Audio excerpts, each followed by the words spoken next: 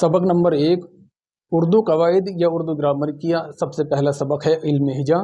حروف کی آواز اور ان کی تحریر شکلوں کا نام علم ہجا ہے۔ حروف تہجی الف سے یا تک کے جتنے بھی حرف ہوتے ہیں ان کو حروف تہجی کہتے ہیں۔ ان کی جو تعداد ہے وہ 36 ہے۔ مرکب حروف کا مطلب یہ ہے کہ جو دو حروفوں سے مل کر بنے ہوتے ہیں۔ مرکب کا مطلب ہوتا ہے جوڑ۔ جو حروف ہمارے ہندی زبان میں اردو میں آئے ہیں ان کو دو چشمی سے ہم انڈیکیٹ کرتے ہیں، دو چشمی سے ان کو دکھاتے ہیں۔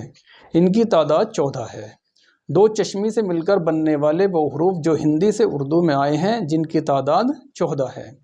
مخارج کسی حرف کی ادائیگی کرنے کے لیے جو ہم ادا کرتے ہیں اسے مخرج کہتے ہیں۔ مخرج حروف کے نکلنے کی جگہ کو کہتے ہیں۔ کل 17 مخارج ہیں۔ اعراب زبر، زیر اور پیش کو اعراب یا حرکت کہتے ہیں۔ حروف علت یا ان کو انگریزی میں وویل بھی بولتے ہیں، الف یا واو، ان کو ادا کرنے میں ہماری جو زبان ہے کہیں بھی نہیں ٹکراتی، اس لیے ان کو حروف علت بولتے ہیں۔